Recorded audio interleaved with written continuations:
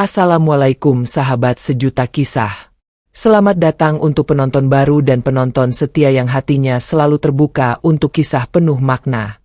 Bayangkan, seorang pemuda miskin yang hanya hidup dari menebar jaring di danau, tiba-tiba ditertawakan, dihina, bahkan dilempari karena satu hal kecil. Ia menolong seekor ikan emas yang hampir mati. Bukan hanya dipermalukan, hasil tangkapannya dirampas, tubuhnya ditendang ke lumpur, dan ia diseret seperti binatang oleh warga yang katanya beradab. Namun siapa sangka, di balik semua hinaan itu, tersimpan rahasia besar dari dasar Danau Toba. Rahasia yang tak hanya mengguncang hidupnya, tapi juga membuka tabir siapa sebenarnya ratu yang bersemayam di danau itu. Apa yang terjadi setelah malam itu? Dan kenapa satu kampung tiba-tiba datang sujud di hadapannya? Namun sebelumnya bagi yang beragama Islam saya sarankan untuk menuliskan sholawat Nabi Muhammad agar kelak sholawat ini menjadi saksi untuk mendapat syafaat di akhirat. Like dan subscribe ke channel ini sangat membantu menyebarkan dakwah Islam dan menjadi amal jariah. Di pinggiran Danau Toba yang sunyi, seorang pemuda bernama Yusuf duduk di atas batu besar, menatap air danau yang tenang dengan mata kosong. Bajunya basah, tambal sulam, dan penuh lumpur. Tubuhnya kurus, pipinya cekung, namun sorot matanya menyala, bukan karena dendam, tapi karena harapan yang belum mati. Yusuf adalah anak dari nelayan yang dulu tenggelam di danau yang sama. Sejak kecil, ia hidup sebatang kara, tanpa sanak saudara, tanpa warisan, dan tanpa belas kasihan. Ia hanya ditemani sebuah perahu kecil reyot dan jaring robek peninggalan ayahnya. Namun setiap hari, Yusuf tetap turun ke danau, menyapu embun pagi dengan semangat yang nyaris punah. Pagi itu, kabut masih bergelayut rendah. Burung-burung belum berkicau. Hanya suara air yang menyentuh bebatuan dan desir angin menusuk tulang. Yusuf sedang menebar jaring ketika matanya menangkap sesuatu yang berkilau di tepian. Ia mendekat, dan menemukan seekor ikan emas kecil yang tergeletak megap-megap. Sekarat, siripnya sobek, matanya berkaca-kaca. Yusuf mematung. Ikan emas itu tampak begitu lemah, seperti makhluk tak berdosa yang menanti ajal. Entah mengapa, ia tergerak. Dengan hati-hati, ia mengangkat ikan itu dan membasahinya perlahan. "Bertahanlah," bisik Yusuf lirih. Tapi belum sempat ia melangkah, tiba-tiba dari kejauhan terdengar teriakan. "Hei, itu ikan bagus. Jual ke aku," seru seorang pedagang ikan yang datang tergesa-gesa. "Tidak, ini harus kuobati dulu," jawab Yusuf singkat. Pedagang itu tertawa mengejek. "Kau ini bodoh atau apa? Itu cuma ikan, bukan bayi. Jual saja." Dalam hitungan detik, warga mulai berdatangan. Beberapa anak muda ikut bersorak. "Lihat, Yusuf jatuh cinta sama ikan. Gila, dia pelihara ikan emas." Seseorang dari antara mereka tiba-tiba merampas jaring Yusuf. "Kau kira ini milikmu? Kau hidup dari belas kasihan desa, dasar pengemis." Tanpa ampun, tubuh Yusuf didorong hingga terjatuh ke lumpur. Ikan emas itu hampir terlepas dari pelukannya, tapi dengan sigap ia melindunginya. Wajahnya dipenuhi lumpur, tapi kedua tangannya menggenggam erat ikan itu. Sementara tawa warga menggema, air mata Yusuf menetes pelan, bercampur lumpur dan darah dari pelipisnya yang sobek karena batu. Tak satu pun membelanya. Bahkan aparat desa hanya melirik dan pergi tanpa sepatah kata. Tapi di balik semua itu, danau mulai bergetar. Air yang tadinya tenang kini mengalir membentuk pusaran kecil. Langit mendadak redup, burung-burung terbang menjauh, dan angin berubah arah. Yusuf tidak menyadari, di balik permukaan air, sepasang mata mengamati, mata yang bersinar emas, mata yang penuh dendam dan harapan. Dan malam itu, semuanya berubah. Malam turun perlahan seperti tirai gelap yang menutup langit Danau Toba. Udara semakin dingin, dan kabut mulai turun menggulung perahu-perahu kecil yang terikat di dermaga kayu. Namun di tepi danau yang sepi, Yusuf masih duduk menggigil, memeluk ikan emas kecil di tangannya yang kini tampak mulai tenang. Ia sudah membersihkan luka di tubuh ikan itu dengan air jernih dari celah batu. Ia bahkan menyobek ujung bajunya untuk membalut siripnya yang robek. Tubuhnya sendiri menggigil karena kedinginan, tapi matanya tidak lepas dari ikan kecil yang ia selamatkan. "Kau pasti bukan ikan biasa," bisiknya sambil menatap sisik emas yang masih berkilau meski dalam gelap. Hembusan angin malam membuat nyala lentera dari gubuk-gubuk jauh di desa tampak redup dan bergetar. Suara jangkrik dan kodok menjadi latar suara satu-satunya. Sampai tiba-tiba, desiran air terdengar pelan, bukan seperti arus biasa, tapi seperti langkah seseorang yang berjalan dari dalam danau. Yusuf menoleh cepat. Matanya menatap ke arah air yang mulai membentuk lingkaran-lingkaran kecil, seperti riak yang datang dari bawah. Ia berdiri, memeluk ikan itu lebih erat. Detak jantungnya naik. Ia merasa ada sesuatu yang besar, sangat besar, sedang mendekat. Dari balik kabut danau, muncullah sosok tinggi, wanita, tapi bukan wanita biasa. Rambutnya panjang menjuntai hingga menyentuh permukaan air. Mahkotanya terbuat dari sisik perak dan batu zamrud yang menyala, dan tubuhnya tampak berpendar dalam cahaya remang bulan. Yusuf terpaku. Tubuhnya kaku. Tak bisa berkata apa-apa. Wanita itu melangkah tanpa suara. Air danau tak mengganggu langkahnya sedikit pun. Di wajahnya ada kesedihan, tapi juga kekuatan. Suara yang keluar dari mulutnya begitu lembut, namun menggema seperti gema dalam gua. "Kau menyelamatkan anakku," katanya. Yusuf mengerjap. Napasnya tercekat. Ia hanya bisa menatap wanita itu dengan mata membesar. Aku tidak tahu, dia hanya butuh pertolongan." Wanita itu tersenyum. Angin tiba-tiba berhenti. Danau sunyi total. Banyak yang melihatnya, tapi hanya kau yang bergerak. Banyak yang mengutuknya, tapi kau yang memeluk. Apakah kau tahu siapa yang kau genggam? Yusuf menunduk menatap ikan kecil di pelukannya. Ia menggeleng pelan. Aku hanya tak tega." Wanita itu mengangkat tangannya, dan dalam sekejap, ikan emas itu melayang perlahan dari tangan Yusuf, terangkat ke udara, dan mulai berputar dalam cahaya yang keluar dari tubuhnya. Ikan itu membesar. Ekornya melebar, matanya memejam damai, dan tubuhnya bersinar seperti sinar bulan. Lalu, dalam cahaya yang menyilaukan, ikan itu berubah menjadi sesosok gadis kecil dengan rambut pirang emas, berbalut gaun dari gelembung air dan sisik kristal. "Namanya Lara," ucap wanita itu. "Dan aku adalah ibunya, ratu dari dasar danau ini." Yusuf mundur satu langkah. Tubuhnya gemetar. Bukan karena takut, tapi karena tak sanggup mempercayai apa yang sedang ia lihat. Ratu itu mendekat. Lara, gadis kecil berambut emas, kini berdiri di samping Yusuf dan menggenggam tangannya. "Kau satu-satunya manusia yang berhati murni. Dan untuk itu, kau harus ikut kami." Tiba-tiba danau terbuka.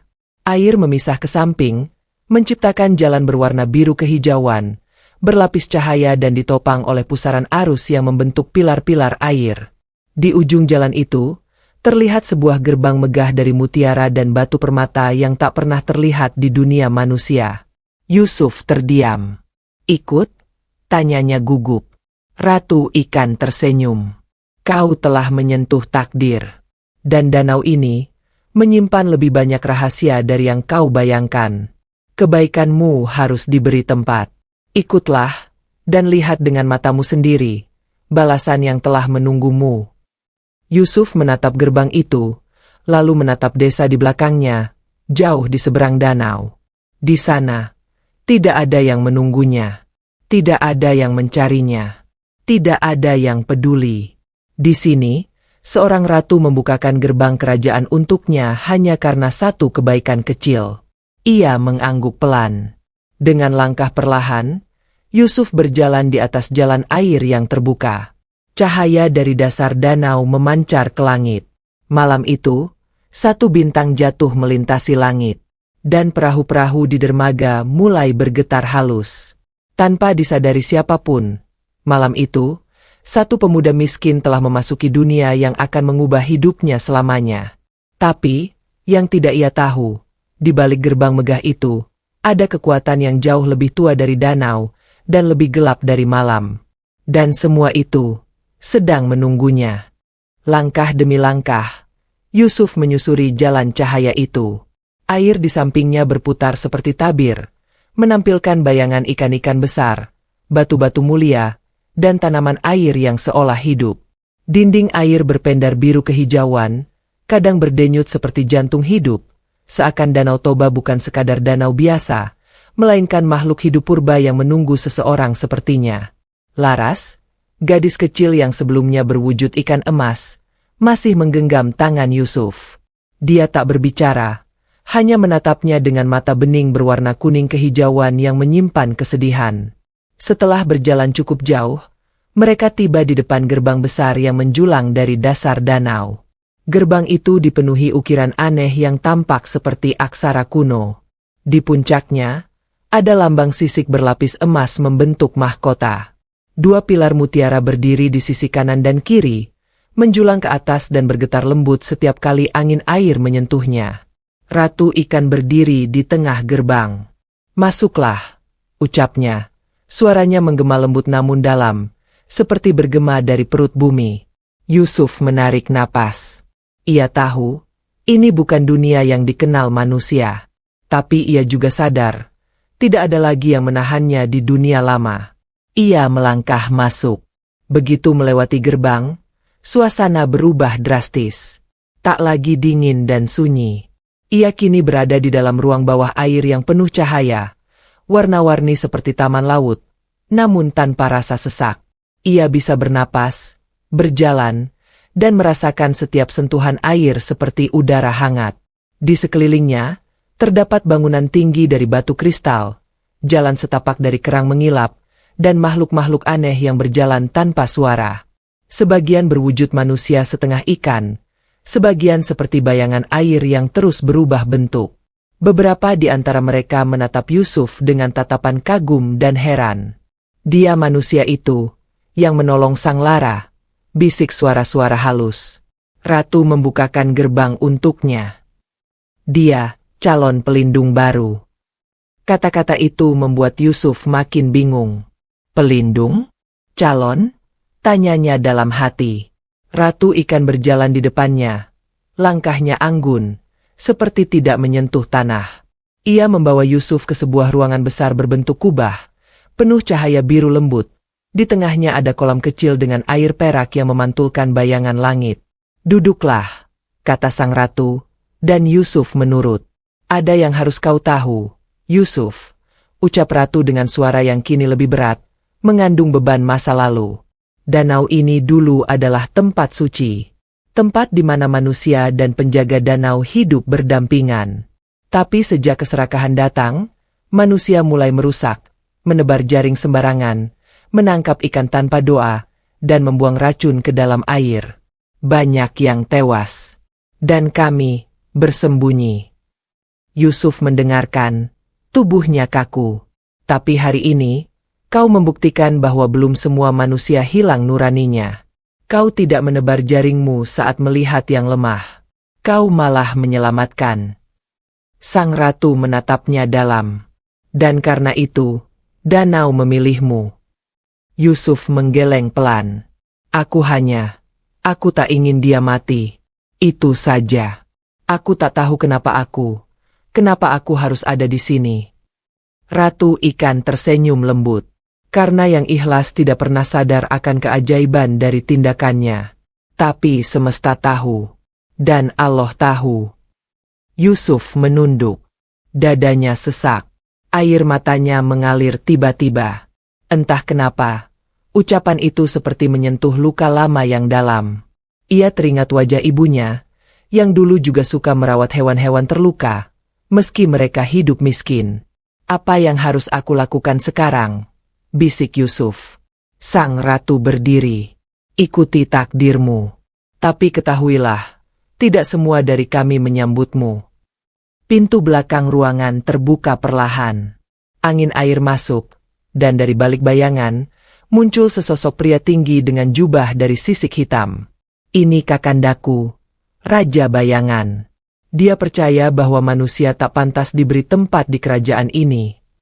Raja Bayangan melangkah pelan, matanya menyipit tajam. Suaranya dalam, penuh kecurigaan. Jika bukan karena darah ratu mengalir di Lara, aku sudah usir bocah ini ke permukaan tanpa ampun. Yusuf menatap pria itu tanpa gentar. Tubuhnya boleh kurus dan lemah, tapi matanya tak gentar sedikit pun. "Jikamu ingin aku pergi, aku tak akan memaksa tinggal," jawab Yusuf perlahan. "Aku tak pernah meminta kehormatan apapun. Aku hanya melakukan yang menurut hatiku benar." Raja Bayangan tersenyum sinis. Hati manusia terlalu mudah dibeli. Jangan percaya pada kelembutan palsu." Namun sebelum ia melangkah pergi, Lara tiba-tiba maju. "Ayah, jangan sakiti dia." Seketika seluruh ruangan terdiam.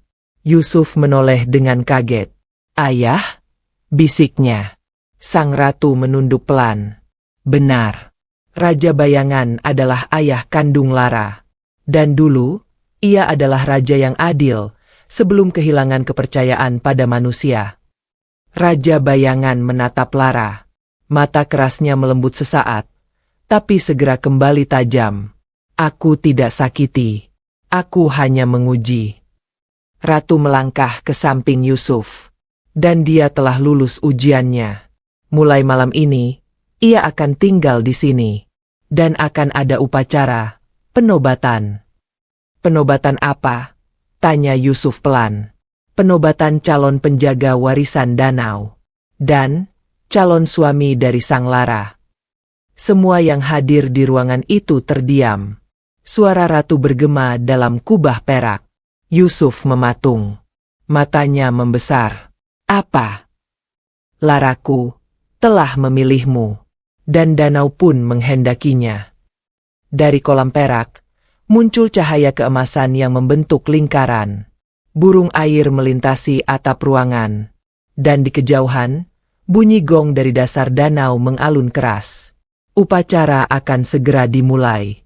Tapi jauh di bawah kerajaan itu, sesuatu telah bangkit. Sesuatu yang gelap. Dan yang tak rela manusia kembali menginjak tanah suci dasar danau. Danau Toba malam itu berubah menjadi lautan cahaya. Di permukaan yang tampak tenang, langit dihiasi pantulan warna-warni dari dalam air. Para nelayan yang biasa melaut bingung melihat air danau berpendar biru keemasan seperti napas makhluk hidup. Sebagian dari mereka menyebutnya pertanda buruk. Sebagian lagi mengira itu ilusi mata. Tak ada satupun yang tahu di dasar danau, sebuah kerajaan tengah bersiap menyambut malam agung yang belum pernah terjadi selama ratusan tahun. Di dalam ruang persiapan kerajaan danau, Yusuf berdiri di depan cermin air. Tubuhnya kini dibalut pakaian yang tak pernah ia bayangkan. Jubah lembut berwarna kelabu air, disulam benang perak, dengan motif sisik ikan menyatu di dada. Rambutnya disisir rapi ke belakang. Wajahnya yang biasanya dipenuhi debu dan lumpur kini bersih dan bersinar. Tapi sorot matanya tetap sama, bingung, canggung, dan gugup. Lara berdiri tak jauh darinya. Ia telah tumbuh dalam sekejap menjadi gadis remaja berusia sekitar 17 tahun. Gaun biru laut membalut tubuhnya. Rambut emasnya menjuntai di punggung, dan mahkota tipis dari mutiara putih bertengger di kepalanya. Senyumnya lembut, tapi matanya penuh luka dan rindu yang belum sembuh. "Kau gugup?" tanyanya sambil tersenyum. "Lebih dari gugup," jawab Yusuf jujur. "Aku bahkan tak tahu apa yang sebenarnya terjadi." Lara mendekat. "Yang terjadi adalah, danau telah memilihmu. Dan aku tidak bisa menentang suara hatiku." "Kenapa aku?" Yusuf menatapnya. Pelan. "Aku hanya pemuda yang hidup dari sisa-sisa. Aku bahkan tidak bisa menjaga diriku sendiri." Lara menatapnya tajam, lalu berkata lirih, "Justru karena itulah, hatimu tidak pernah haus kuasa. Dan saat semua orang membuangku, kau yang memelukku. Bukan karena tahu aku putri, tapi karena tahu aku lemah." Suasana sunyi sejenak. Kemudian pintu air terbuka, dan seorang dayang air masuk dengan tergesa. Upacara segera dimulai. Semua makhluk telah berkumpul di aula dasar. Yusuf menelan ludah. Baik, mari kita mulai. Aula dasar kerajaan danau adalah ruang megah berbentuk kubah yang terbuat dari batu giok biru dan pilar kristal. Di dalamnya, ribuan makhluk air dari seluruh penjuru danau telah berkumpul. Para manusia ikan, para roh arus, penunggu batu, bahkan siluman air purba dari zaman kerajaan lama. Semua berdiri di kedua sisi lorong panjang yang dihampari karpet sisik perak. Di ujung lorong, terdapat tahta tinggi bertabur mutiara, tempat ratu ikan duduk megah, mengenakan mahkota besar dengan kristal berbentuk mata ikan di tengahnya. Yusuf dan Lara melangkah perlahan di bawah tatapan ribuan mata. Suara musik dari organ air terdengar mengiringi langkah mereka.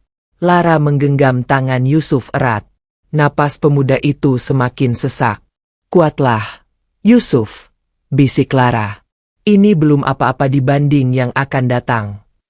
Mereka berdiri di depan ratu.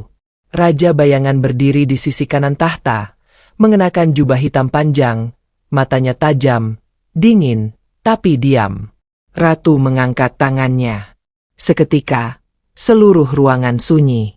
Hari ini, kita menyaksikan dua keajaiban, ucapnya.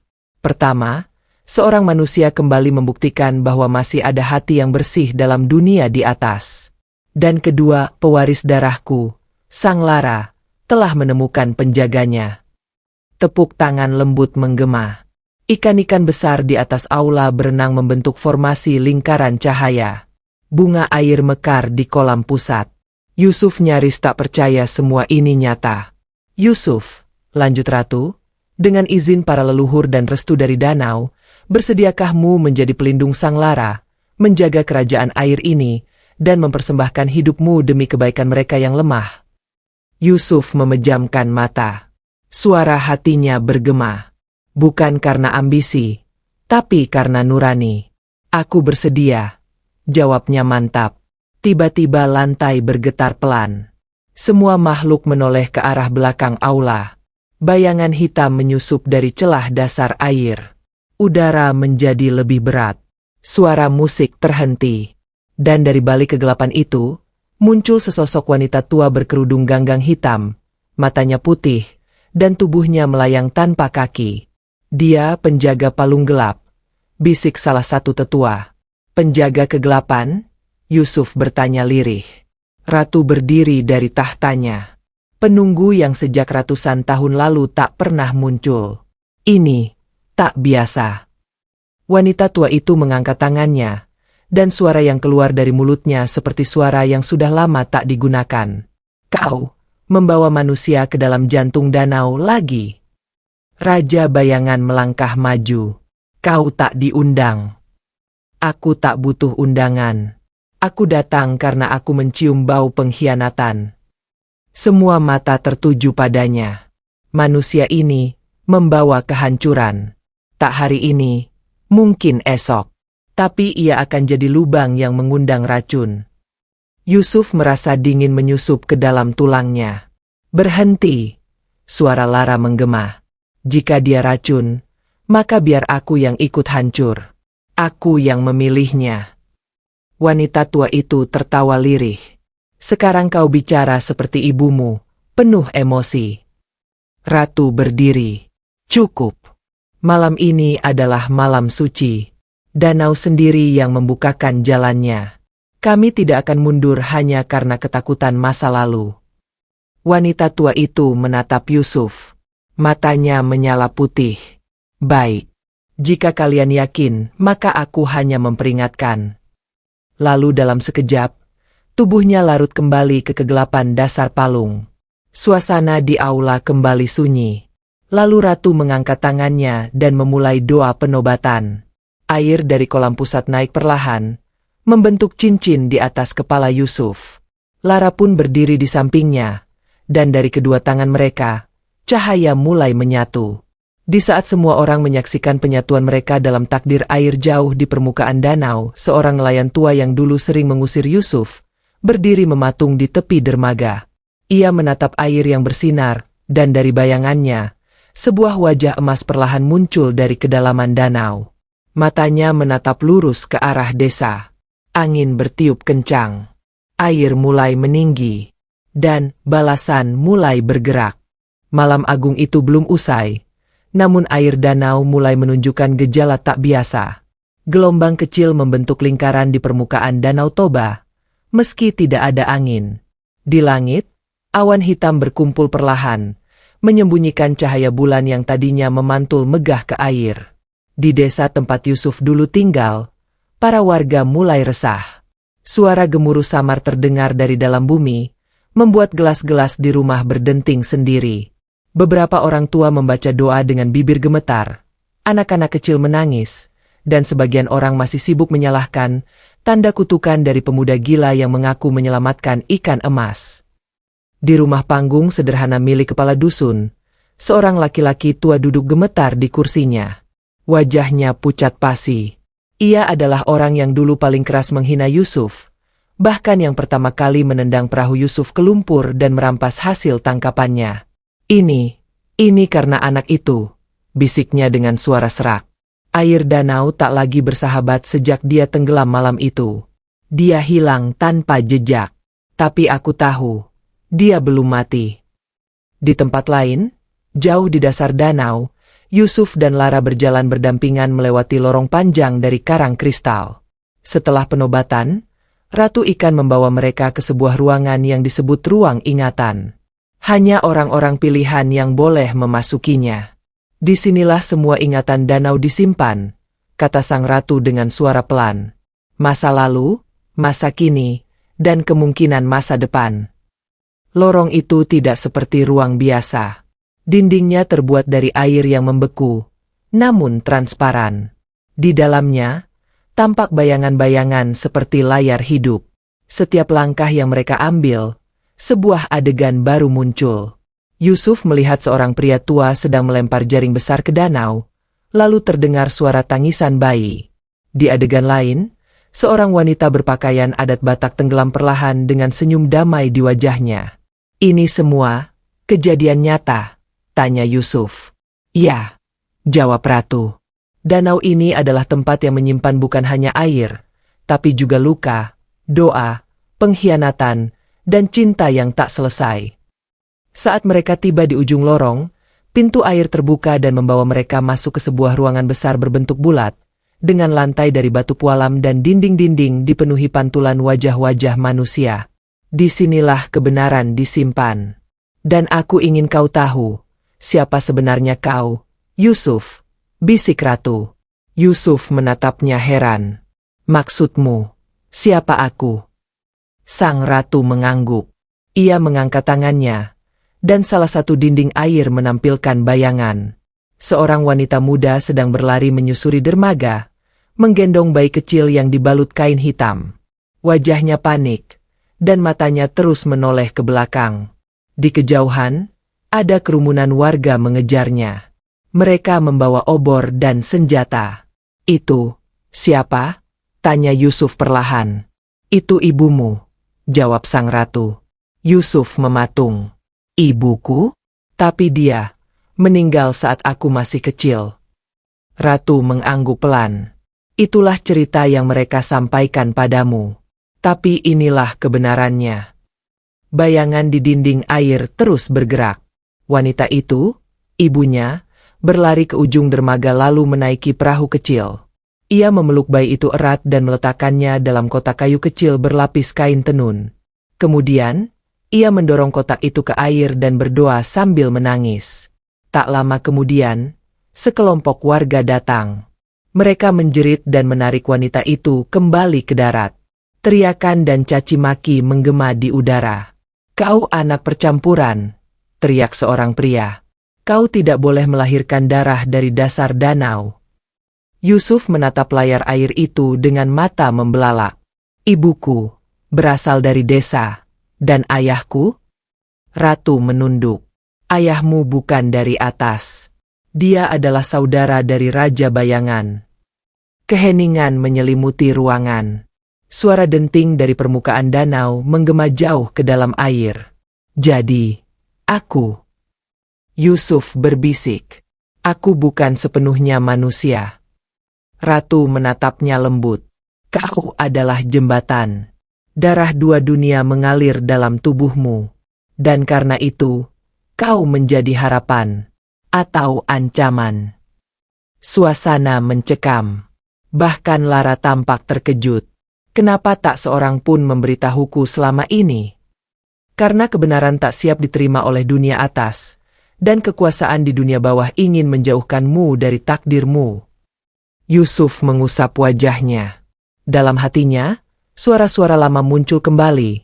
Caci maki warga, hinaan, dorongan, dan ketidakadilan yang ia telan selama ini. Semuanya kini masuk akal. Ia dilahirkan dari dua dunia yang bertentangan. Sebelum ia sempat berbicara lagi, ruangan itu berguncang. Cahaya air berubah merah, dan dari dinding muncul gelembung besar yang memperlihatkan gambaran permukaan danau. Di sana, air mulai mendidih. Awan menggulung seperti pusaran. Dan dari tengah danau, muncul sosok besar. Tubuh hitam berkilap, matanya merah menyala, dan mulutnya menganga seperti jurang api. Itu bukan makhluk biasa, bisik Lara. Itu makhluk dari palung tergelap. Makhluk yang telah dikurung selama ratusan tahun, dan kini bangkit karena panggilan dendam, ucap Ratu dengan wajah tegang. Siapa yang membangkitkannya? Tanya Yusuf panik. Ratu memejamkan mata. Penjaga palung gelap, wanita tua itu. Dia tak menerima keberadaanmu. Dan kini, ia melepaskan kekuatan terlarang untuk membuktikan bahwa kehadiranmu hanya membawa kehancuran. Dari lantai ruangan, permukaan batu pecah, dan muncul semburan air panas dari bawah. Suhu air di sekeliling mereka berubah. Cahaya menjadi redup. Mereka ingin menghapus jejak darah campuran dari danau ini, bisik Ratu. Dan mereka akan mulai dari desa tempatmu dibesarkan. Yusuf mengepalkan tangan. Untuk pertama kalinya dalam hidupnya, ia tak hanya ingin bertahan, ia ingin melawan. Jika aku memang jembatan dua dunia, maka aku akan menjadi jembatan yang menyelamatkan, bukan menghancurkan, ucapnya mantap. Lara menggenggam tangannya. Aku bersamamu. Ratu mengangguk. Pergilah ke pelataran pusaka. Di sana, ada warisan dari leluhurmu, yang hanya bisa dibuka oleh darah dua dunia. Yusuf dan Lara berlari menyusuri lorong air yang mulai retak. Setiap langkah mereka diiringi gemuruh dan gelembung panas yang pecah dari lantai. Makhluk-makhluk air berlari ke segala arah. Kerajaan bawah air kini berada di ambang kehancuran. Dan Yusuf harus segera menemukan senjata warisan yang bisa menyeimbangkan air dan api. Sementara itu, di permukaan danau, desa mulai tenggelam dalam bayangan hitam. Gemuruh semakin keras. Langit di atas Danau Toba menghitam sepenuhnya, seolah siang dan malam menelan satu sama lain dalam pertarungan abadi. Di dalam kerajaan dasar danau, pilar-pilar kristal mulai retak satu persatu. Cahaya yang dulu memancar indah dari dasar air kini menjadi merah gelap, seperti bara api yang membara di dalam samudra. Yusuf dan Lara berlari menembus lorong-lorong sempit yang mulai berguncang.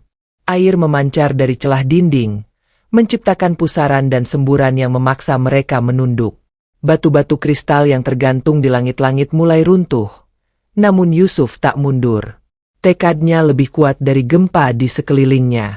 Pelataran pusaka di ujung lorong penjaga waktu, teriak Lara. Ayo cepat, sebelum kekuatan itu pecah seluruhnya. Lorong penjaga waktu adalah tempat yang hanya disebut dalam kitab tua kerajaan air. Tak seorang pun pernah menginjakan kaki di sana, bahkan Ratu Ikan sendiri belum pernah melihatnya langsung. Tempat itu tersembunyi di balik 7 lapisan arus, dijaga oleh gerbang gelombang yang hanya bisa dibuka oleh darah dua dunia. Yusuf, yang kini tahu bahwa dirinya adalah anak dari manusia dan makhluk air, adalah satu-satunya yang bisa membukanya. Mereka tiba di depan sebuah gerbang raksasa berbentuk sirip ikan yang melingkar. Di tengahnya terdapat sebuah pusaran air statis, tak bergerak, seperti kaca bundar yang menyimpan dunia lain di dalamnya. Sekeliling gerbang itu dipenuhi pahatan kuno, dengan simbol mata, tangan, dan perahu yang mengambang di atas api. "Letakkan tanganmu," kata Lara pelan. Yusuf maju. Dengan sedikit ragu, ia menempelkan telapak tangannya ke pusaran itu. Detik pertama, tak terjadi apa-apa. Tapi perlahan, permukaan pusaran itu berpendar biru keunguan, lalu berdenyut dan menarik tangan Yusuf masuk ke dalam. Mata Yusuf melebar, tubuhnya tersedot sedikit ke dalam, namun kemudian dorongan lembut mendorongnya kembali. Gerbang itu bergetar, dan terbuka perlahan. Dari balik gerbang, mereka melihat sebuah pelataran raksasa yang dipenuhi cahaya putih murni. Pilar-pilar tinggi mengelilingi sebuah altar di tengah, di mana sebuah benda terbungkus cahaya menggantung tanpa menyentuh tanah. Benda itu berbentuk tombak panjang berlapis sisik perak dan ukiran tua di sepanjang gagangnya. "Itu, tombak pusaka?" tanya Yusuf pelan. Lara mengangguk. "Ya, tombak leluhur dari dua dunia. Hanya bisa dipegang oleh mereka yang memiliki hati manusia dan darah penjaga." Yusuf melangkah perlahan ke altar. Setiap langkahnya, lantai pelataran menyala dengan simbol-simbol aneh. Ketika ia mendekati tombak, benda itu bergetar, seolah merespon kehadirannya. Suara lirih seperti bisikan dari ribuan jiwa terdengar samar, berbicara dalam bahasa yang tak dimengerti, namun terasa akrab di hati Yusuf. Ia mengangkat tangan. Cahaya tombak berubah menjadi spiral emas. Dan ketika ia menggenggamnya, cahaya meledak dari dalam pusaka itu, menyebar ke seluruh pelataran, lalu menembus dinding kerajaan dan menyebar ke seluruh danau. Dari jauh, ratu ikan yang tengah menahan retakan di aula pusat menengadah. Matanya berbinar. "Dia berhasil," bisiknya. Sementara itu, di permukaan danau, makhluk raksasa yang bangkit dari palung terdalam, yang dikenal sebagai Jora, penjaga kebencian purba, mengamuk tanpa ampun. Tubuhnya seperti belut raksasa bercangkang hitam, matanya merah seperti bara api, dan mulutnya menjerit dengan suara yang bisa membuat kaca pecah. Ia menyapu rumah-rumah di tepi danau, menenggelamkan jembatan dan dermaga dengan sekali hempasan ekor. Warga desa menjerit, berlarian menyelamatkan diri. Sebagian dari mereka menyadari, bencana ini bukan bencana biasa. Ini adalah murka. Dan itu, karena mereka pernah menyakiti seseorang. Ini kutukan dari pemuda itu, teriak salah satu warga sambil tersungkur di lumpur. "Dia, Yusuf, dia yang kita dorong ke danau." Suara seorang ibu meraung sambil memeluk anaknya yang ketakutan. Di tengah kekacauan itu, dari permukaan danau yang mulai mendidih, muncul cahaya biru keperakan. Seperti kilat yang naik dari dalam bumi, membelah langit mendung dan memaksa Jora berhenti mengamuk sejenak. Cahaya itu naik, lalu membentuk-bentuk manusia, Yusuf. Tubuhnya kini diselimuti cahaya. Di tangannya, tombak pusaka berpendar kuat, dan di belakangnya, Lara terbang melayang dengan sayap air transparan yang muncul dari punggungnya. "Berhenti, Jora!" Suara Yusuf menggema ke seluruh penjuru danau. Makhluk itu menggeram, menunjukkan deretan gigi tajam seperti batu karang. Tapi sebelum ia sempat bergerak, Yusuf mengangkat tombaknya tinggi-tinggi. Dari ujungnya, keluar semburan cahaya berbentuk gelombang, menabrak makhluk itu dan membuatnya terpental. Jora menjerit. Bumi bergetar. Langit berubah warna. Namun ia belum kalah. "Larangannya pecah," bisik Lara. "Kita harus menyegel ulang sebelum dia melebur ke daratan." "Di mana titik penyegelannya?" tanya Yusuf. Lara mengangkat tangannya, membentuk lingkaran air di udara, dan dari dalamnya muncul peta danau dengan satu titik merah di bagian paling dalam.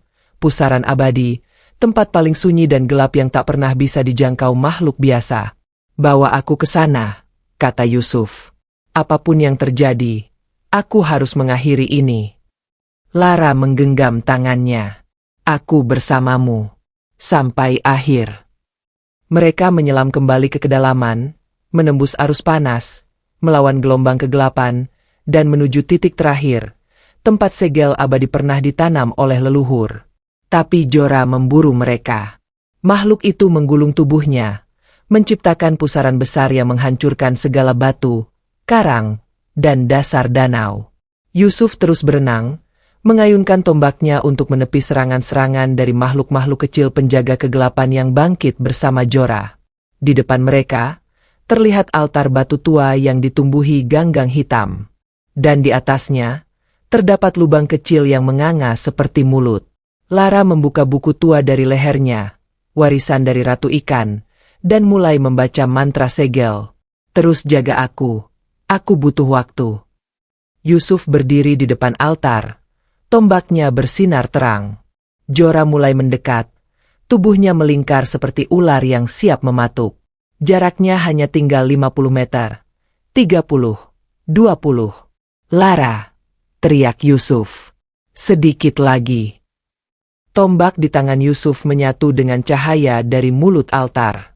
Lalu, sekarang, teriak Lara. Yusuf menghunjamkan tombak ke altar. Cahaya menyebar dari lubang itu, membentuk lingkaran berlapis hingga 7 tingkat. Dan begitu lingkaran terakhir menyala, ledakan cahaya terjadi. Jorah terhisap ke dalam pusaran itu, menjerit, menggeliat, dan akhirnya menghilang dalam sedotan dimensi. Air kembali tenang. Langit di atas danau perlahan cerah. Awan hitam tersapu angin. Cahaya matahari pertama muncul dari balik bukit. Dan warga desa, yang sebelumnya panik, kini terduduk di tanah, menatap langit dengan mata berlinang. Yusuf dan Lara terbaring lemah di dasar danau, di samping altar yang kini retak dan tenang. "Apa? Ini sudah berakhir," bisik Yusuf pelan. Lara tersenyum lelah. "Untuk sekarang, ya." Namun jauh di balik bayangan kerajaan, satu pasang mata masih mengamati.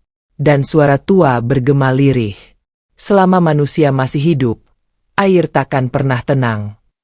Cahaya pagi menyinari Danau Toba seperti lukisan hidup. Burung-burung kembali berkicau, dan kabut tipis perlahan menghilang, menyisakan permukaan air yang tampak tenang, hanya tampak. Karena di bawahnya, jauh di kedalaman, satu kerajaan masih mengobati luka dari pertempuran yang baru saja terjadi. Kerajaan dasar danau kini berubah.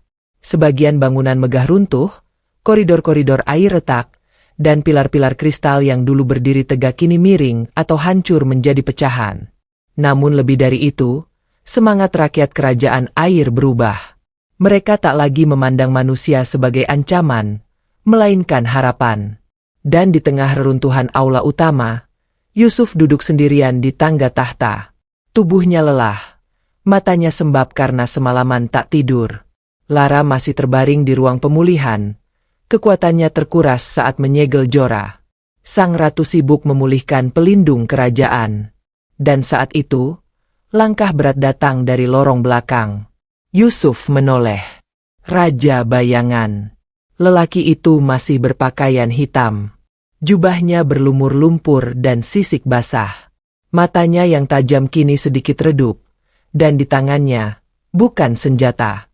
Hanya segenggam pasir dari dasar danau. Ia berdiri di depan Yusuf. Tak berkata-kata. Hanya diam. "Jika kau datang untuk mengusirku, aku tidak akan melawan," ucap Yusuf pelan. Raja bayangan tak menjawab. Ia hanya meletakkan pasir itu di tangga, lalu duduk di samping Yusuf, tanpa protokol, tanpa kehormatan raja. Hanya dua lelaki duduk dalam diam. "Aku membenci manusia," ucapnya akhirnya. "Sejak mereka datang ke danau ini dan mencuri segalanya." "Aku tahu," jawab Yusuf. "Dan kau tak salah." Raja bayangan menoleh. "Kau tidak membantah." Yusuf menggeleng. "Aku hidup di dunia mereka. Aku tahu betapa cepat mereka menghakimi. Mereka menertawakan, menginjak, bahkan menganiaya, tanpa pernah benar-benar mengenal siapa yang mereka sakiti." Keheningan menyelimuti ruang besar itu. "Aku kehilangan ibumu karena keputusan manusia," lanjut Raja Bayangan. "Dia mencintaiku, tapi mereka memaksanya naik ke darat. Mereka tak terima ada keturunan campuran. Saat dia membawamu ke permukaan, Mereka menganggapnya pengkhianat. Aku tak bisa melawan takdir. Yusuf menunduk. Hatinya perih. Selama ini ia mengira hidupnya tak berarti karena ia miskin, tak berkeluarga, dan tak berguna. Tapi sekarang ia tahu, semua itu bukan salahnya. Itu warisan dari dunia yang menolak keberadaannya. Kau tahu kenapa aku menolak penobatanmu? Tanya Raja Bayangan. Karena aku manusia. Tidak, karena aku takut. Yusuf menatapnya. Takut bahwa kau akan mengulang luka yang dulu. Bahwa kau akan mencintai, lalu kehilangan. Atau, lebih buruk, bahwa aku yang akan kehilangan lagi. Raja Bayangan berdiri. Wajahnya menua dalam sekejap. Tapi kau berdiri saat semua runtuh. Danmu menyelamatkan putriku. Aku tak bisa menyangkal lagi. Ia menunduk. Maafkan aku, anakku. Dua kata itu membuat Yusuf tak mampu menahan air matanya. Tanpa suara, ia bangkit dan memeluk lelaki itu, seseorang yang selama ini berdiri di sisi berlawanan. Untuk pertama kalinya, seorang ayah dan anak yang terpisah oleh dendam dan waktu bersatu dalam pelukan. 3 hari kemudian, upacara pemulihan diadakan di pusat kerajaan. Makhluk-makhluk dari berbagai penjuru danau berkumpul kembali. Bukan untuk perang, tapi untuk menghormati 2 jiwa, Yusuf dan Lara, yang telah mengorbankan segalanya demi menjaga keseimbangan air. Lara kini duduk di samping tahta ibunya. Wajahnya pucat, tapi senyumnya lembut. Ketika Yusuf datang, seluruh aula berdiri. Pelindung danau, ucap ratu, dan penjaga keseimbangan. Hari ini, kita semua mengakui darahnya. Dia bukan hanya manusia, bukan hanya anak raja. Dia adalah jembatan. Tepuk tangan dan denting kerang bergema. Tapi di tengah perayaan itu, suara gemetar dari seorang tetua air memecah suasana. Ratu, sesuatu terjadi di batas barat danau. Semua menoleh. Ratu berdiri. Apa maksudmu? Segel kedua. Retak. Jantung Yusuf berdebar. Segel kedua. Ratu menatapnya penuh kekhawatiran. Danau ini memiliki 3 segel kegelapan. Jora dijaga oleh 1. 2 lagi, menyegel makhluk yang bahkan lebih tua darinya. Dan kini, salah satunya terguncang. Yusuf menoleh ke Lara, lalu ke Raja Bayangan yang kini juga terlihat tegang. Mungkin, segel itu melemah karena darahmu telah dibangkitkan, bisik Raja Bayangan. Dan hanya darah itu yang bisa memperkuat kembali segel-segel tua, sambung sang ratu. Yusuf menarik napas dalam-dalam. Ia baru saja melewati 1 perang. Dan kini, dunia menantinya kembali turun ke kedalaman yang lebih gelap. Beri aku waktu semalam, ucapnya. Besok, aku akan turun lagi. Malam itu, Yusuf kembali ke perahu tuanya yang dulu ia pakai mencari ikan. Ia mendayung perlahan di atas permukaan danau yang kini tampak damai. Bulan utuh menggantung di atas langit. Ia menatap air, dan bayangan dirinya memantul sempurna. Semua sudah berbeda. Dulu, ia dianggap pengganggu. Pemuda miskin yang menghabiskan hidup menebar jaring dan ditertawakan karena menolong seekor ikan. Kini, ia menjadi tumpuan 2 dunia. Di tangannya, tombak pusaka bersinar lembut. Di dalam hatinya, ada ketenangan yang belum pernah ia miliki. Dan di kejauhan, dari balik hutan di tepi danau, mata-mata lama mulai terbuka. Karena mereka tahu, pertempuran belum usai. Fajar belum menyentuh puncak bukit ketika Yusuf kembali turun ke dasar danau. Tubuhnya masih menyimpan lelah, tapi matanya menyala dengan tekad. Hari ini, ia harus menempuh perjalanan ke wilayah barat, tempat segel kedua berada, tersembunyi di balik celah hutan air yang rimbun, dikenal oleh para penjaga sebagai rahim lumut abadi. Bersama Lara dan 2 pengawal kerajaan, ia menyusuri lorong arus yang memanjang hingga ke wilayah terlupakan. Semakin jauh mereka masuk, semakin redup cahaya. Tanaman air tumbuh rapat seperti akar pohon besar, menutupi jalan, memaksa mereka menebas pakai belati air yang khusus dibentuk dari kristal danau. Wilayah ini tidak pernah dijamah siapapun selama ratusan tahun, bisik salah satu pengawal. Lara mengangguk. Sejak penjaga hutan dikurung di balik segel kedua. Penjaga hutan? Tanya Yusuf. Makhluk pertama yang melindungi seluruh danau ini sebelum kerajaan air terbentuk. Ia tidak berbicara, tidak makan, tidak tidur. Tapi ia tahu segalanya. Ketika manusia mulai meracuni danau, ia mengamuk, membalik sungai, menenggelamkan desa, lalu akhirnya dikurung oleh para tetua. Yusuf menatap Lara tajam. Jika segel itu terbuka. Lara melanjutkan, ia tidak akan memilih siapa yang benar atau salah. Ia akan menyapu semuanya. Manusia, makhluk air, kerajaan, dan dunia atas. Karena baginya, danau adalah milik alam, bukan peradaban. Setelah melewati lorong gelap selama hampir 1 jam, mereka tiba di sebuah celah batu besar yang dihiasi tumbuhan bercahaya dan arus berputar. Di depannya terdapat gerbang batu tua dengan pahatan wajah hewan dan akar yang menggulung. Udara di sekitar terasa berat, seolah seluruh tempat itu mengusir kehadiran mereka. Lara maju dan meletakkan tangan di atas simbol segel. Ini dia, segel kedua. Namun sebelum ia sempat berbicara lagi, tanah di bawah mereka bergetar. Dia tahu kita di sini, gumam Yusuf. Tiba-tiba, dari dalam kegelapan lorong, muncul sosok tinggi besar. Tubuhnya diselimuti lumut dan akar, matanya bersinar hijau, dan langkahnya membuat dasar danau retak.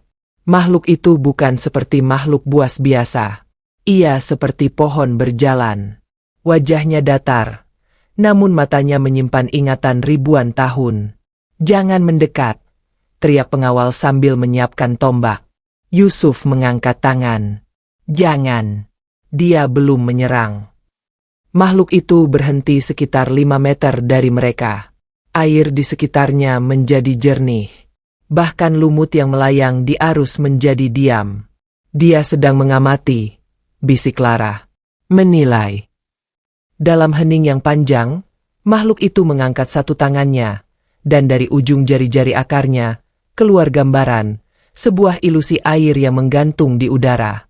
Gambaran itu menunjukkan peristiwa masa lalu, desa manusia yang dulu membakar hutan di sekitar danau, sungai yang dicemari, bangkai ikan yang mengambang, dan ratusan makhluk kecil air mati mengapung tanpa suara.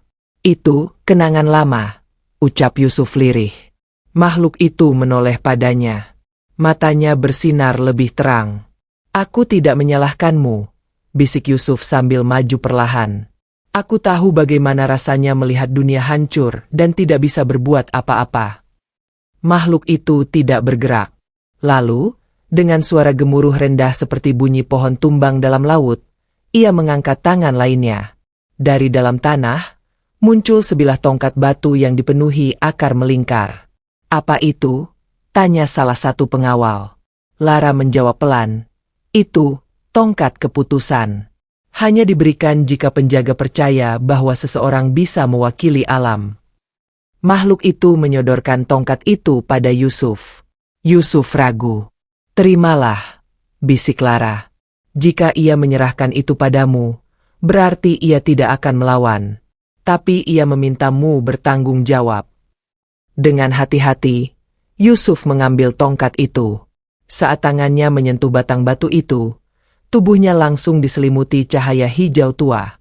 Dalam sekejap, gambaran-gambaran membanjiri pikirannya. Hutan yang ditebang, danau yang dibakar, makhluk-makhluk kecil menjerit tanpa suara, dan para tetua yang berdoa agar segel tidak pecah. Napasnya terengah, tubuhnya lemas, namun ia tetap berdiri.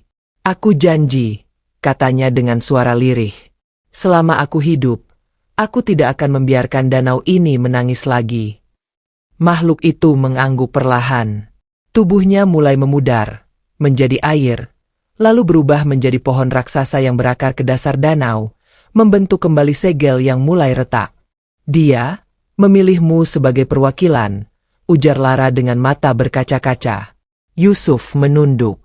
Tangannya masih memegang tongkat itu, Tapi kini tongkat itu bersatu dengan tombak pusaka di punggungnya, membentuk senjata baru, tombak akar air, simbol penyatuan antara alam dan darah dua dunia. Mereka kembali ke kerajaan dengan sambutan penuh hormat. Ratu Ikan menunggu di tangga istana, dan Raja Bayangan menatap putranya dengan bangga diam-diam. "Kau telah diterima, bahkan oleh makhluk tertua di danau ini," ucap sang ratu. "Aku tidak melakukan apa-apa. Aku hanya mendengarkan," jawab Yusuf. Namun kegembiraan itu tidak bertahan lama. Satu pengawal masuk terburu-buru dan membisikkan sesuatu pada sang ratu. Wajah sang ratu berubah tegang. "Apa yang terjadi?" tanya Lara. Ratu menatap mereka. Segel ketiga telah menunjukkan cahaya merah, tanda bahwa ia mulai bereaksi. Semua yang hadir terdiam. "Tapi, bukankah segel ketiga belum pernah dibuka sejak ribuan tahun lalu?" tanya Lara. "Benar. Dan itu adalah segel paling berbahaya. Karena yang tersegel di sana bukan hanya makhluk, tapi kebenaran yang bisa memecah seluruh dunia danau menjadi dua." Yusuf menegang. "Apakah itu tentang asal-usul kerajaan ini?" Ratu mengangguk perlahan. "Dan tentang kebenaran siapa yang sesungguhnya pertama kali menguasai Danau Toba, manusia atau penjaga air." Malam itu, Yusuf berdiri di jendela kamarnya. Di tangannya, tongkat akar air memendar cahaya hijau. Ia tahu, jalan di depannya tak akan mudah. Dua segel telah terjaga. Tapi yang ketiga, bisa mengguncang seluruh sejarah, dan mungkin menggugurkan tahta siapapun yang salah. Angin dari danau menerpa wajahnya. Dan dari dalam pusaran gelap di wilayah timur danau, satu suara tua berbisik. "Datanglah, pewaris darah yang tak pernah diakui. Aku menunggumu." Udara di dasar danau bagian timur terasa jauh lebih dingin dan berat dari wilayah lainnya. Disinilah, tepat di balik lapisan batuan yang disebut tulang naga danau, tersembunyi segel ketiga, gerbang tertua, paling kuno, dan paling dijaga oleh kekuatan tak terlihat. Selama ribuan tahun, tak satupun makhluk air berani mendekatinya. Bahkan Ratu Ikan sendiri tak pernah menyentuhnya secara langsung. Hari itu, Yusuf berdiri di hadapan gerbang itu. Tak ada ornamen, tak ada cahaya, hanya batu besar hitam yang tampak mati. Tapi aura yang keluar darinya terasa hidup, seperti jantung purba yang berdenyut di dalam gelap. Lara berdiri di sampingnya, diam, memegang gulungan kitab yang diwariskan secara rahasia dari leluhur perempuan kerajaan. Raja Bayangan ada di sisi kiri, membawa pedang sisik warisan dari dinasti pengawal terdalam. Dan Ratu Ikan berdiri paling belakang, matanya tertuju pada satu titik kecil di bagian tengah batu.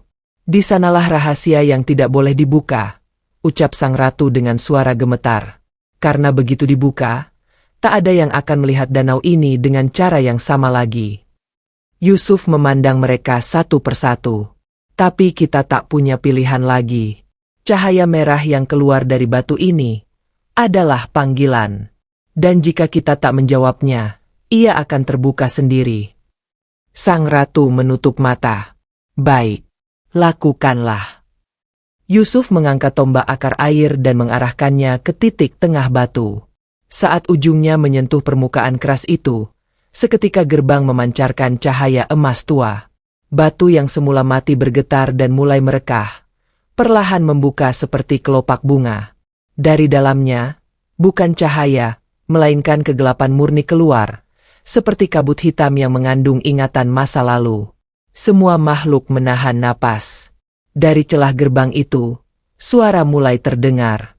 Bukan suara manusia, bukan pula suara makhluk air, melainkan suara cerita, suara masa lalu yang selama ini dikubur dalam diam. Dan kemudian muncul sesosok lelaki tua. Tubuhnya bungkuk, rambutnya putih panjang, dan di belakangnya terdapat sayap air yang rusak. Matanya buta, tapi wajahnya menatap lurus seolah melihat segalanya. "Siapa dia?" tanya Lara lirih. Ratu menjawab pelan, "Dia yang seharusnya menjadi raja pertama Danau Toba. Dia yang disingkirkan oleh perang darah antara manusia dan penjaga air di Alah Orun, anak pertama dari pencipta danau. Semua makhluk tunduk saat ia melangkah keluar dari gerbang. Orun berjalan perlahan, lalu berhenti tepat di depan Yusuf. Ia menatapnya, meski matanya buta. "Akhirnya kau datang," ucapnya lirih. "Darahku mengalir di tubuhmu." Yusuf terdiam. Napasnya tercekat. "Apa maksudmu?" bisiknya. Orun mengangkat tangannya, menyentuh dada Yusuf. "Kau bukan hanya anak dari manusia dan makhluk air. Kau adalah keturunan dari dua pewaris tahta, yang dulu dikutuk oleh dua dunia." Suasana menjadi tegang. Raja bayangan melangkah maju, matanya membara. Itu tidak mungkin. Dia bukan bagian dari garis utama. Orun menoleh padanya. "Karena kau dan saudara-saudaramu membakar semua kitab dan silsilah yang menyebut namaku. Karena kalian takut bahwa darah pertamalah yang berhak atas danau ini." Sang ratu menunduk, suaranya lirih. "Kami hanya ingin melindungi danau dari perang yang lebih besar." Orun mengangkat tongkat kayu tua yang tiba-tiba muncul di tangannya. Danau ini tak butuh perlindungan, ia butuh kebenaran. Ia berjalan menuju altar batu yang tersembunyi di bawah gerbang. Dari balik kabut hitam, altar itu muncul perlahan. Di atasnya terdapat fragmen kristal sejarah, kepingan kecil dari batu yang konon mencatat semua keputusan para penguasa air dari awal danau terbentuk. Orun menyentuh kristal itu, dan seketika ruangan dipenuhi bayangan hidup. Diperlihatkanlah bagaimana kerajaan air dibangun di atas pengkhianatan. Diperlihatkanlah bagaimana pemimpin manusia dan penjaga air dulu bersepakat diam-diam untuk membuang keturunan pertama karena dianggap terlalu kuat. Dan diperlihatkan pula bagaimana Ibunda Yusuf adalah keturunan langsung dari garis darah Orun. Lara menangis dalam diam. Raja bayangan menunduk, dan sang ratu hanya bisa menutup mata.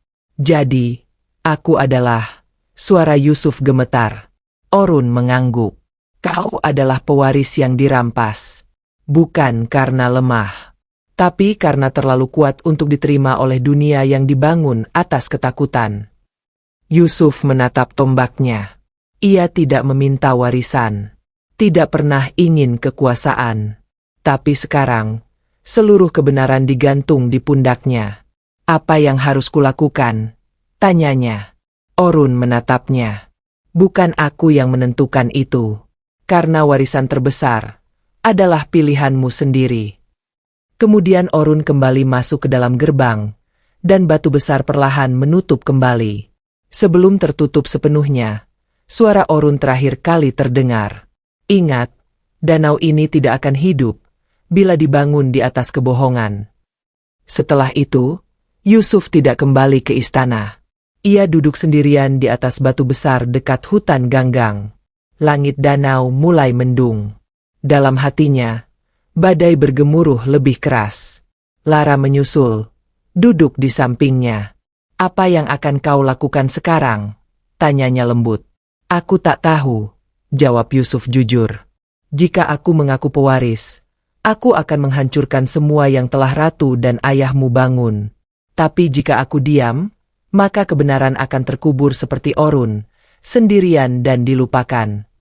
Lara menggenggam tangannya. "Aku tidak memilihmu karena darahmu. Aku memilihmu karena hatimu." Di kejauhan, cahaya petir menyambar air danau. Dan dari dasar bayangan kerajaan, suara-suara lain mulai bangkit. Bisikan-bisikan pengikut setia Orun yang selama ini tersembunyi mulai menyebar. Mereka menanti, apakah pewaris yang hilang akan berdiri atau pergi. Malam di dasar danau kembali menjadi dingin. Bukan karena aliran air yang biasa berubah suhu, melainkan karena ada yang bergeser dalam fondasi kerajaan itu sendiri. Sejak munculnya Orun dari segel ketiga, gemuruh dalam kerajaan semakin terasa. Ruang-ruang bawah air yang dulu ramai oleh tawa dan nyanyian makhluk danau, kini sunyi dan kaku. Setiap tatapan para penjaga dipenuhi pertanyaan yang tak terucap. Setiap langkah membawa desas-desus yang membungkus Yusuf dalam bayang-bayang sejarah yang baru saja dibongkar. Di dalam istana, Ratu Ikan duduk mematung di tahtanya. Jubahnya menjuntai lemas, dan mahkotanya tak lagi bersinar seperti biasanya. Di hadapannya, Raja Bayangan berdiri dengan rahang mengeras, matanya penuh kekecewaan dan kehormatan yang runtuh. "Kita tak bisa diam saja," ucap Raja Bayangan dengan suara serak. "Diam adalah satu-satunya cara agar tak semakin dalam kita tenggelam dalam kehancuran," balas Ratu lirih. "Jika para tetua mendengar kabar ini, bahwa putra darah Orun masih hidup, dan kini diberi tongkat pusaka oleh penjaga hutan, maka seluruh kekuasaan yang telah kita bangun akan dianggap tak sah." "Kita tidak bisa menyangkal darahnya," ucap Ratu. "Dan kita tidak bisa membunuh kebenaran." Raja Bayangan berjalan ke jendela besar istana yang menghadap ke dasar kerajaan. "Kebenaran akan menghancurkan kita lebih cepat dari kebohongan." Di luar istana, Yusuf berdiri di tepi pelataran cahaya. Tempat itu dulu digunakan untuk menyambut tamu-tamu kerajaan dan makhluk luar. Kini, tempat itu dipenuhi makhluk dari berbagai penjuru danau, penjaga lumut, pengawas arus, tetua siput dan batu laut. Semuanya datang bukan untuk menyambut, tapi menuntut kejelasan. "Kau benar-benar darah Orun?" tanya seorang tetua berambut sisik keabu-abuan. Yusuf mengangguk perlahan. "Aku tidak tahu sebelum segel dibuka. Aku bahkan tidak tahu siapa ayah dan ibuku sebenarnya sampai beberapa hari lalu." "Kau tidak tahu, tapi kau berdiri di sini sekarang, memegang pusaka dua dunia, disambut oleh penjaga hutan, dan dilindungi oleh makhluk dari segel ketiga." Yusuf menghela napas. "Aku tak pernah meminta semua ini." Tetua itu mendekat.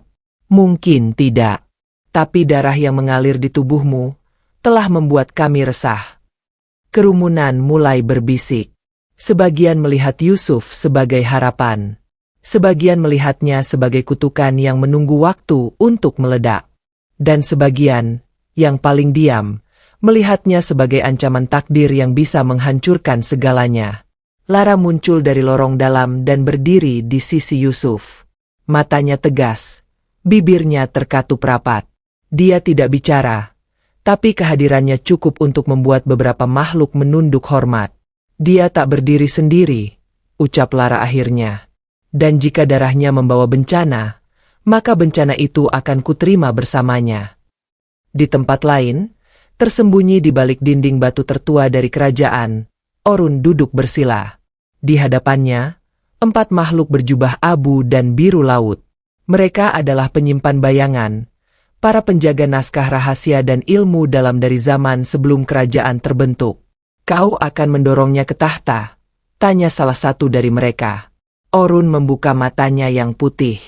"Aku tidak mendorong. Aku hanya membuka jalan." "Dan jika dia memilih untuk tidak melangkah?" Orun tersenyum samar. "Maka aku akan kembali tidur." "Dan jika dia memilih untuk melangkah?" Orun berdiri perlahan. "Maka danau akan melihat penguasa sejati. Bukan karena darahnya, tapi karena hatinya." Malam itu, Ratu Ikan memanggil Yusuf secara pribadi ke ruangan rahasia. Tidak ada pengawal, tidak ada pelayan, hanya mereka berdua.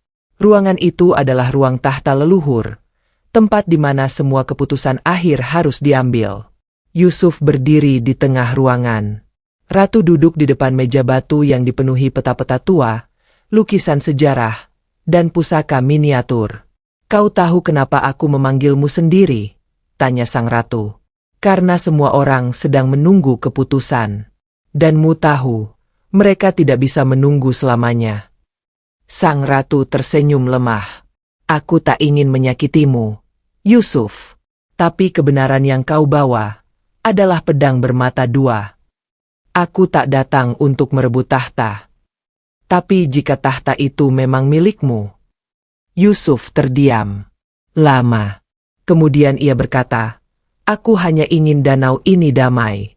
Aku tak peduli siapa yang duduk di kursi tertinggi.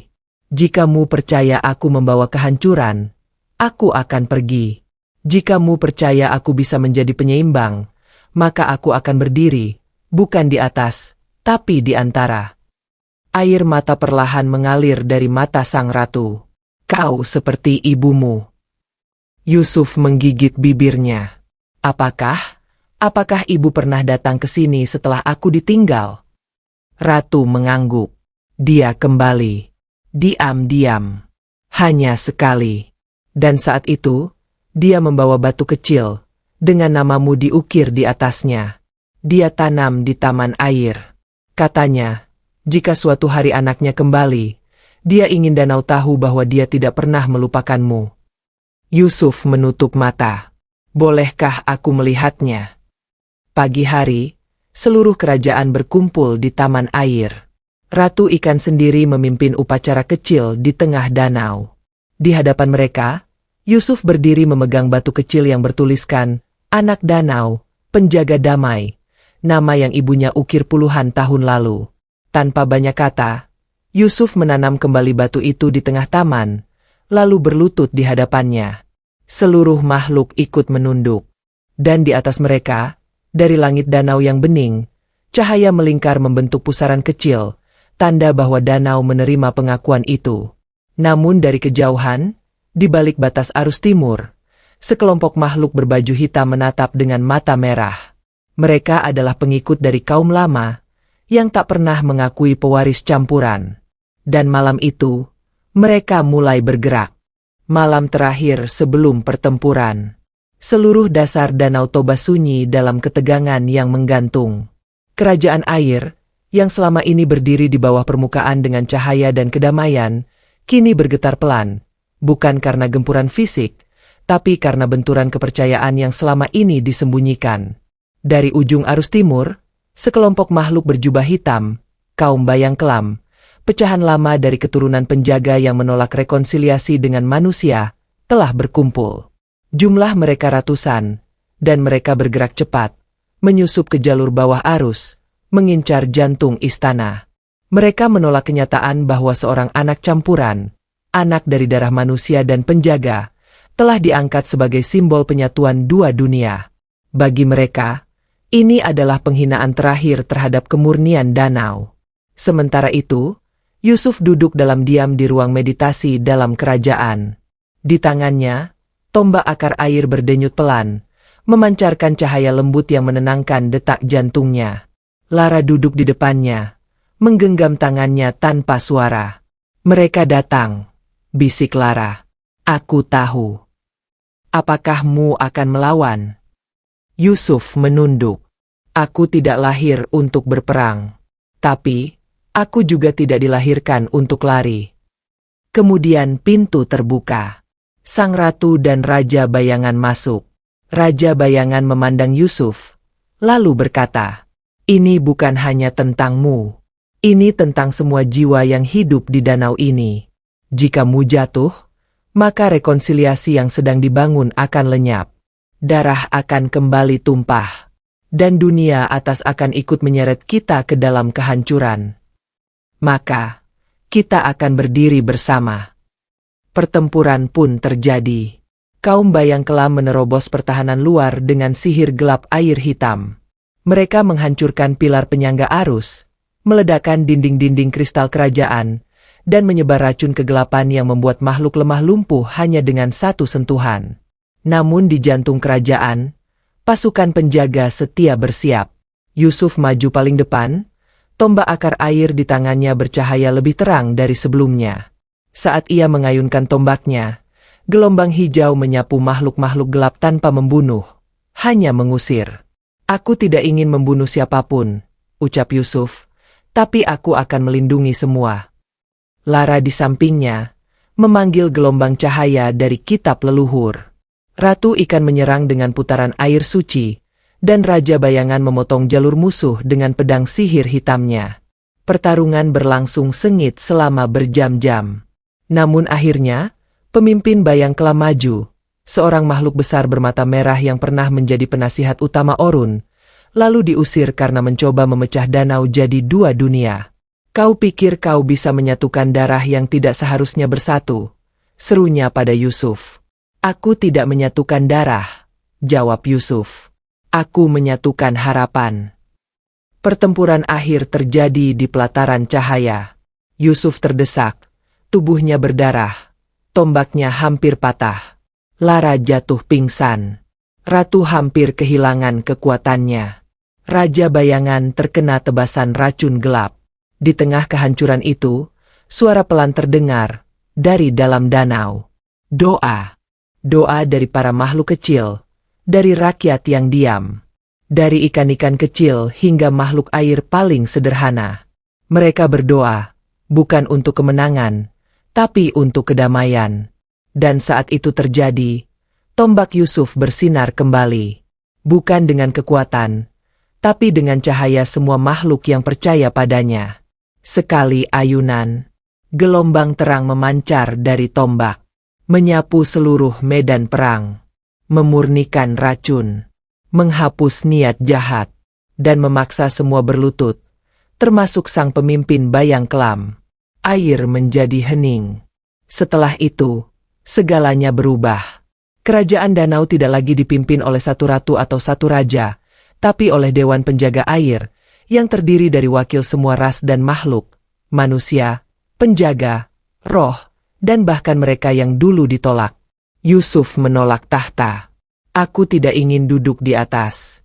Aku ingin berdiri bersama. Tapi rakyat danau menamai satu taman baru di pusat kerajaan dengan namanya, Taman Penyatuan Yusuf Lara. Lara menjadi penjaga kitab air, dan Yusuf menjadi penjaga jalur batas, memastikan bahwa tidak ada lagi dinding antara dunia atas dan bawah. Di desa atas, kehidupan mulai berubah. Setelah melihat cahaya besar dari danau dan menyadari keberadaan kerajaan bawah, manusia atas mulai menghormati danau seperti dahulu. Jembatan-jembatan damai dibangun. Ritual toba lama dihidupkan. Dan larangan meracuni air ditegakkan. Sementara itu, di malam sunyi, Yusuf sering datang ke taman air, duduk di samping batu kecil yang dulu ditanam ibunya. Aku sudah kembali, ibu, bisiknya. Dan danau ini, kini tidak lagi menangis. Ia menunduk, meneteskan air mata kecil. Di permukaan air, pantulan bintang tampak bergerak. Dan dari dalam danau, sebuah ikan emas muncul perlahan, berenang memutar di atas bayangan Yusuf, lalu turun kembali dengan tenang. Air kembali damai. Dan Danau Toba, sekali lagi, menjadi tempat semua cerita bertemu dan semua luka akhirnya disembuhkan.